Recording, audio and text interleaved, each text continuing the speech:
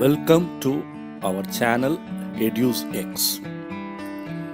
Let us see some of the key points for writing a scientific manuscript. Now you have completed a research work and eager to make it public for the world to know about your research findings.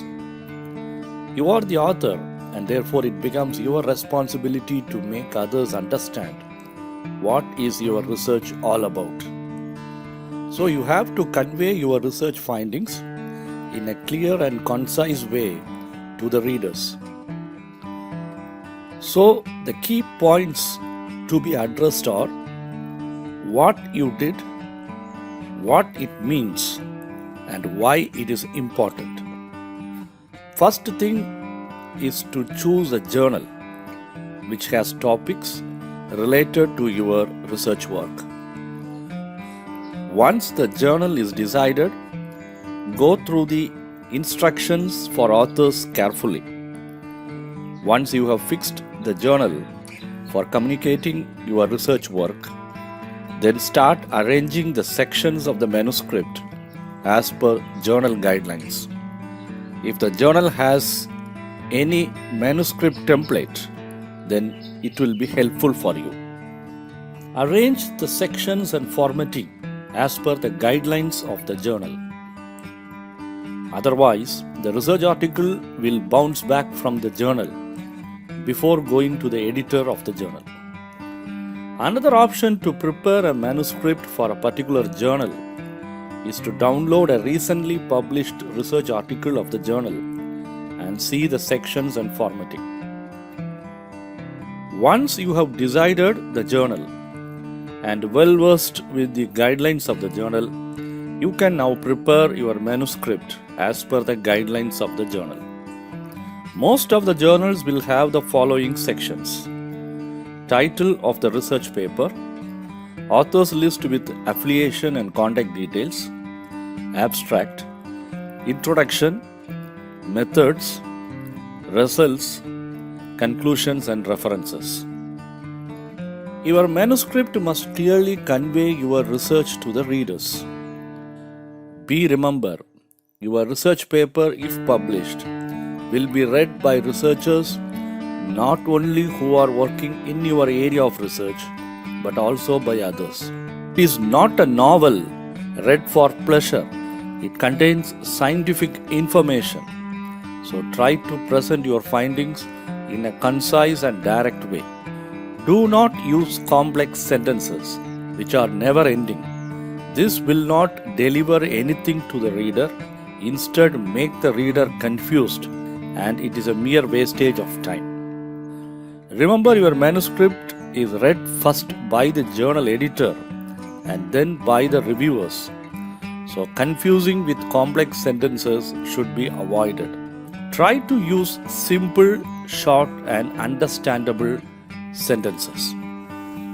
The second important thing to be in your mind is to be consistent. Always use same type of abbreviations, nomenclature in the text, figures and tables throughout the manuscript. For example, in the first para, if you say nanocomposites to describe your material, then in entire manuscript you must use nanocomposites. It should not be nanomaterials in one place and nanocomposites in another place to describe the same material. This will confuse the reader. If you feel that using same type of words throughout creates a monotony, then it can be replaced with synonyms. But be careful, these synonyms must be universally understood. If there is a long version of a name, then you can write it in full in the first usage with abbreviation in parentheses, and later in the manuscript you can use the abbreviations only. For example, powder X-ray diffraction can be abbreviated as PXRD, and later in the manuscript it is enough if you use PXRD.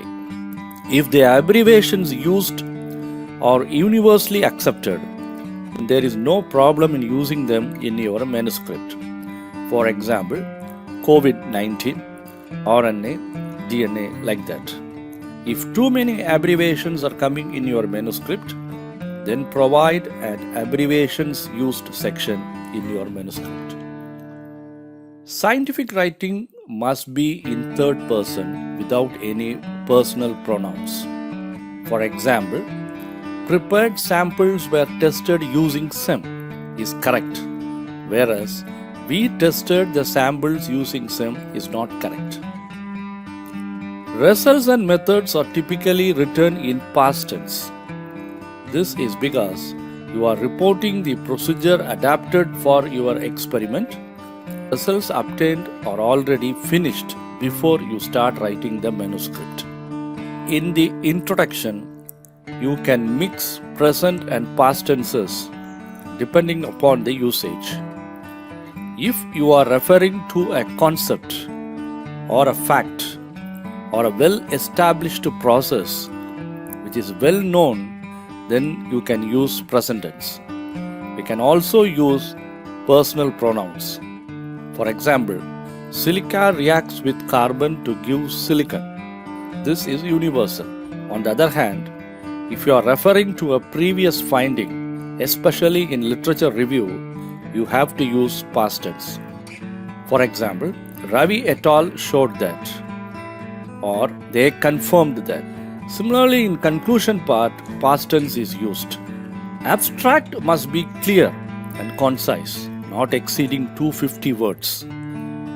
Highlight the important points of your work and fit them correctly. The audience, on reading your abstract, must get a gist of your research findings and the conclusions derived. It is advisable to repeat the same words used in the introduction, results, and conclusion for key concepts, assumptions, findings, etc. throughout your manuscript. In order to avoid repetitions, if you change words, then it may confuse the reader. This is because, except you, no one knows the topic. If someone is reading your article for the first time, and if you are using different words for the key concepts, findings in different sections of the article, then the reader will not understand what is your research all about. If this happens during review, then there is a chance for rejection of your manuscript. If that happens after publication, then it will affect the citation of your research. Both ways, you are the loser. Hope you have got an idea for writing a scientific manuscript. Let us see section-wise in the next video. Thank you for watching. Please comment, share, and subscribe.